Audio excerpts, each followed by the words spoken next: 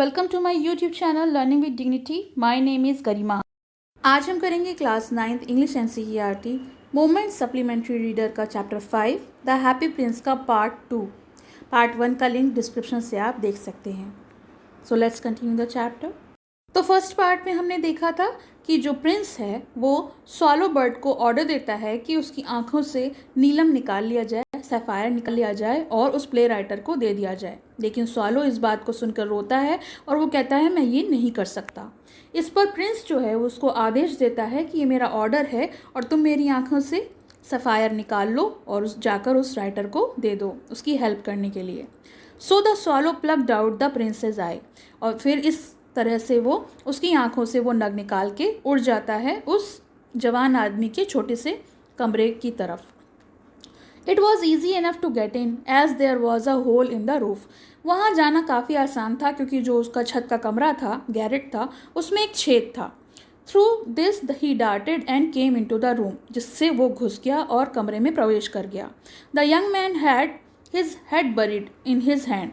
जो आदमी था वो सर झुकाए लेटा हुआ था उस मेज पर।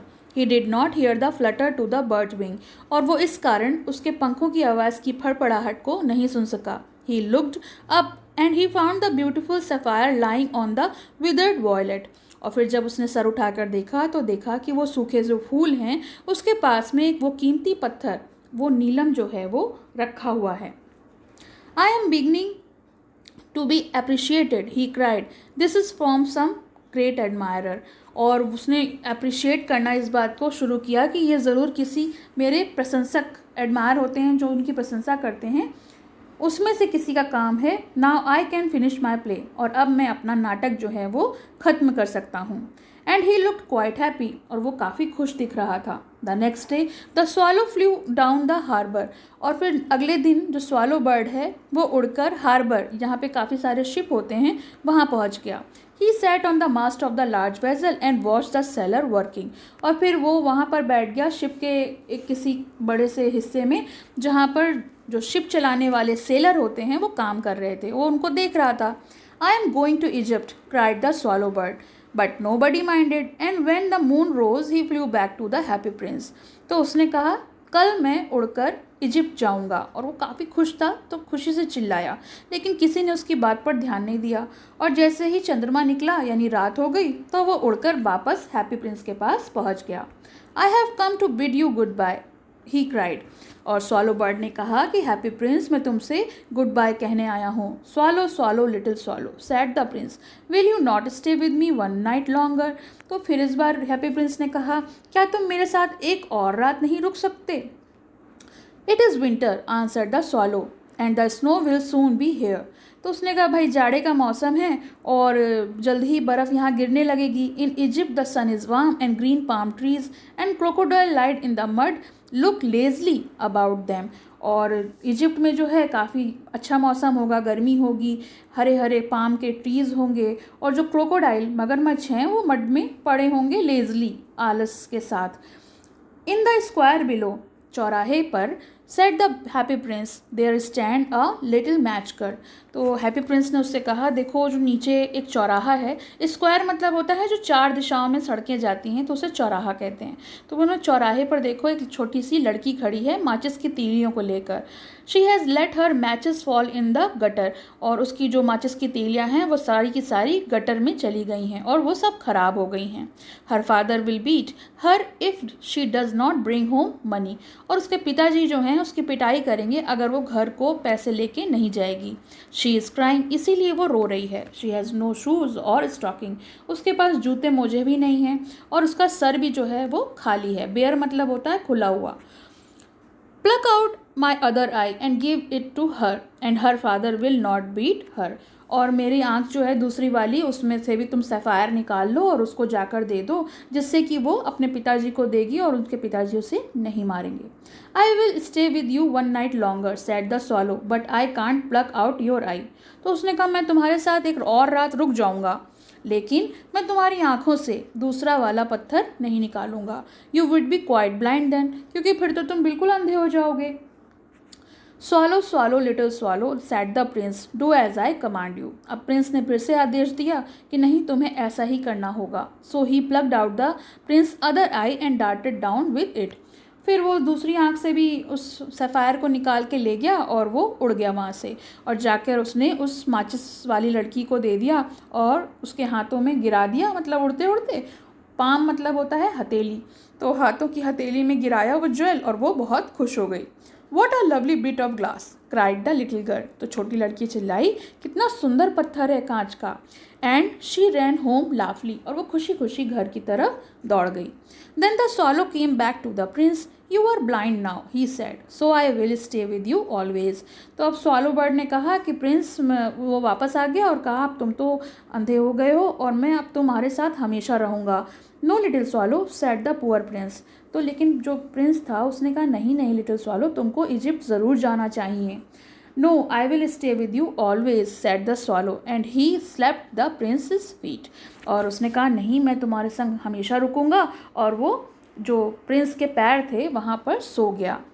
At the next day he sat on the prince's shoulder and told him stories what he had seen the strange land, और अगले दिन वो उसके कंधे पर बैठ गया, जो स्वॉलो बर्ड था, और प्रिंस के कंधे पर बैठकर उसने वो सारी कहानियाँ सुनाई जो वहाँ पर उसको उस जगह पर देखने को मिल रही थी। जो भी वो कुछ देख सकता था वो उसको बता रहा था। Dear little swallow said the prince, you tell me the marvellous things but more marvellous than anything is suffering of man and women. तो उसने कहा, तुम मुझे यहाँ बैठ के बढ़िया बढ़िया चीज़ें बता रहे हो, लेकिन उससे भी ज़्यादा ज़रूरी है कि जो यहाँ पे आदमी औरतें हैं वो किस तरह से परेशान हैं, मुझे वो सब बताओ।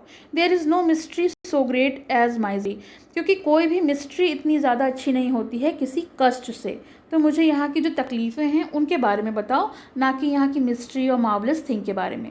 फ्लाई ओवर माई सिटी, तो तुम मेरे शहर के ऊपर उड़ो और जो भी कुछ वहाँ देखो वो आकर मुझे बताओ।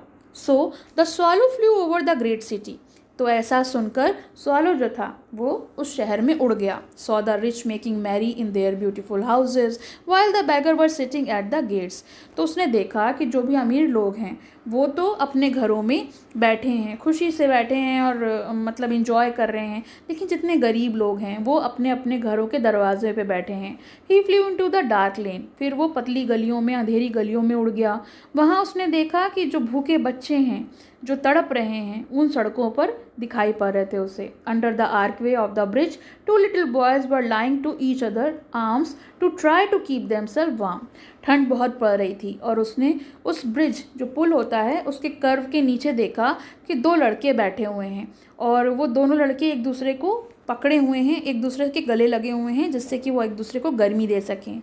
हाउ हंग्री वी आर, और वो एक दूसरे से कह रहे थे कि हम कितने भूखे हैं। You must not lie here shouted the watchman, अब वॉचमैन जो वहाँ पे चौकीदार था उसने कहा, तुम यहाँ नहीं रुक सकते, यहाँ से जाओ। They wandered out into the rain, और फिर उनको बारिश में भीगना पड़ा। Then he flew back to and told the prince what he had seen, और जो भी कुछ उसने देखा था तो वो उड़कर वापस प्रिंस के पास गया और उसने उसको बताया। तो प्रिंस ने उससे कहा कि I am covered with fine gold, मैं जो हूँ पूरी तरीके से पतली से गोल्ड से कवर्ड हूँ। You must take off leaf by leaf, और तुम मेरे शरीर से एक पत्ती निकाल के हर एक गरीब इंसान को दे दो जो भी परेशान है, जिससे कि वो लोग अपनी परेशानियों से बाहर आ सकें और खुश हो सकें, और गोल्ड जो है वो लोगों को खुश बना देगा। Leaf after leaf of fine gold swallow picked of, और एक एक पत्ती करके जो स्वॉलो था उसने निकाली और जाकर हैप्पी प्रिंस के कहे अनुसार लोगों को देना शुरू कर दिया। इससे क्या हुआ, हैप्पी प्रिंस जो है वो क्वाइट डल और ग्रे दिखने लगा, क्योंकि अब उसके शरीर पर कुछ भी सोने का तो रहा नहीं था, अब उसकी बॉडी जो पूरी थी वो डल और ग्रे दिखने लगी थी। Leaf after leaf of the fine gold he brought to the poor and the children faces grew rosier, अब वो एक एक पत्ती जो था वो हर गरीब को दे रहा था, जिससे जो चेहरे थे बच्चों के वो चमक उठे थे। And they laughed and played in the street, अब वो खुश थे और सड़कों पर खेल रहे थे और कह रहे थे कि अब हमारे पास रोटी है, वी हैव ब्रेड नाउ, अब हमारे पास खाने को रोटी है। Then the snow came and after the snow came the frost, अब बर्फ़ गिरने लगी और उसके बाद जाड़ा पड़ने लगा, पाला पड़ने लगा। The street looked as if they are made of silver, और जितनी भी सड़कें थीं वो बर्फ़ गिरने के कारण ऐसे लग रही थीं जैसे कि सिल्वर की बनी है, बिल्कुल सफ़ेद हो गई थी। एवरीबडी वेंट अबाउट इन फर, हर कोई जो था वो फ़र में, जो मुलायम फ़र होता है ठंड से बचने के लिए, वो पहन लिया था। लिटिल बॉयज़ ने कैप्स पहन ली थी और स्केट करने लगे थे आइस पर। The poor little swallow grew colder and colder, अब वो बेचारा जो swallow बर्ड था वो ठंड से कांपते जा रहा था, उसे ठंड ही लगती जा रही थी। But he would not leave the Prince, लेकिन वो उससे इतना प्यार करता था इसलिए उसने प्रिंस को नहीं छोड़ा। He picked up crumbs outsider the baker's door when the bakers were not looking, तो जो बेकर होते हैं, जो बेकरी में सामान रखते हैं, बिस्किट है, केक है, ब्रेड है, तो वो वहाँ पर जाता और जब वो नहीं देख रहा होता तो उसकी दुकान से, उसकी बेकरी से वो कुछ क्रम्स, ब्रेड के टुकड़े ले लेता और खा लेता और अपने आप को वार्म करने के लिए अपने पंखों को फड़फड़ाता, flapping his wings.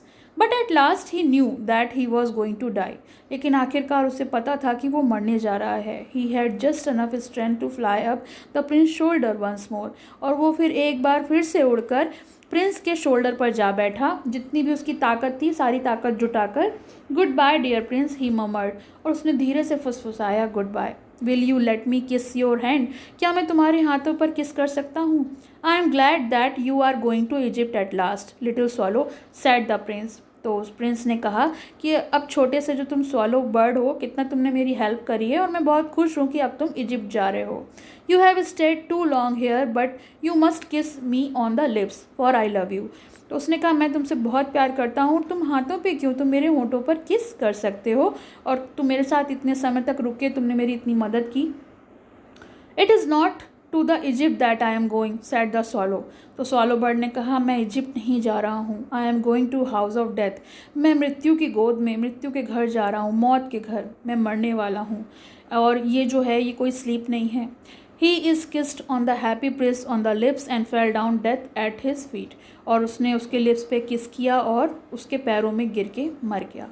At that moment a curious crack sounded inside the statue, उसी क्षण उसके दिल में जो मूर्ति थी हैप्पी प्रिंस की, उसमें से एक चटकने की आवाज़ आई जैसे कुछ टूट गया हो। The fact is that the leaden heart had snapped right in the two, और सच तो ये था कि जो लेडन का हार्ट था, उसका दिल था, वो दो टुकड़ों में टूट गया था। और ऐसा इसलिए हुआ था क्योंकि काफ़ी ज़्यादा ठंड पड़ रही थी, भयानक ठंड पड़ रही थी। Early the next morning the mayor was walking in the square below in the company with the two counsellor.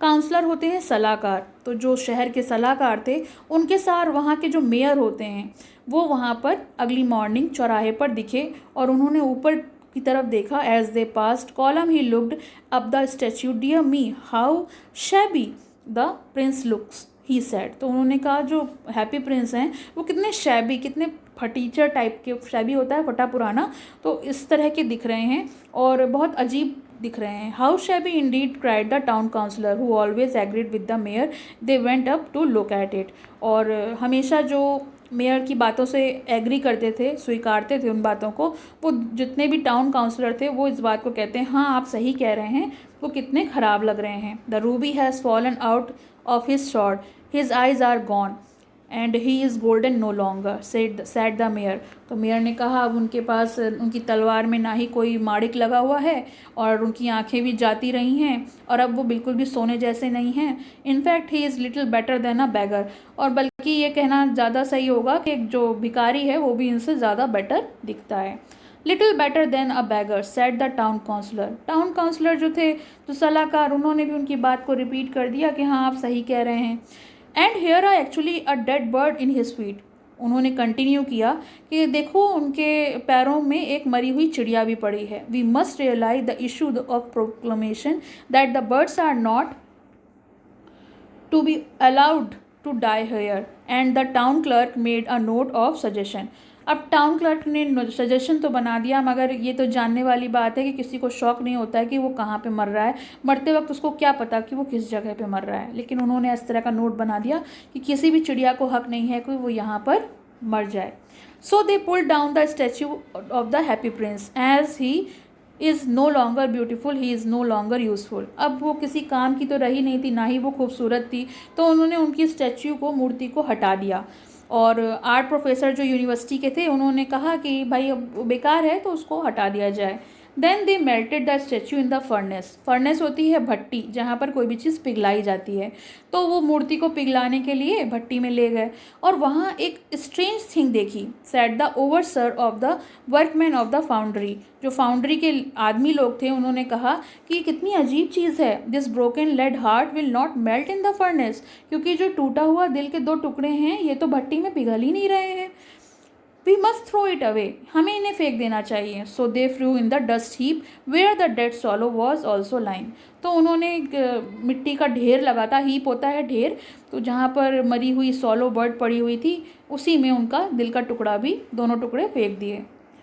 Bring me the 2 most precious thing in the city said the god to one of his angel. तो angel होती हैं जो परी लोग होते हैं, वो मतलब भगवान के जो दूत थे, उनसे उन्होंने कहा कि मेरे लिए नीचे से शहर से 2 काफ़ी कीमती चीज़ें लेकर आओ। और एंजल जो थे उन्होंने लेडन हार्ट और डेड बर्ड।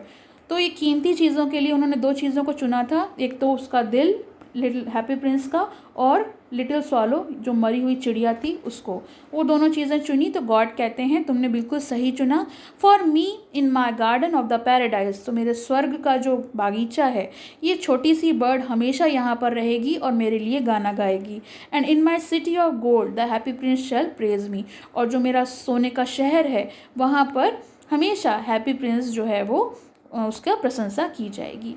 तो ये स्टोरी फिनिश हो गई और इससे हमें ये पता चलता है कि हम जो करते हैं, जैसा हम करते हैं वैसा ही हम भरते हैं। हम अच्छा करेंगे तो हमें अच्छा ही उसका परिणाम मिलेगा, और अगर हम किसी के साथ बुरा करेंगे तो कभी ना कभी वो हमारे सामने ज़रूर आएगा। तो हमें कभी भी किसी का बुरा ना सोचना चाहिए, ना ही करना चाहिए। Thank you so much for watching this video. पसंद आया हो तो लाइक करें, शेयर करें और चैनल को सब्सक्राइब करें।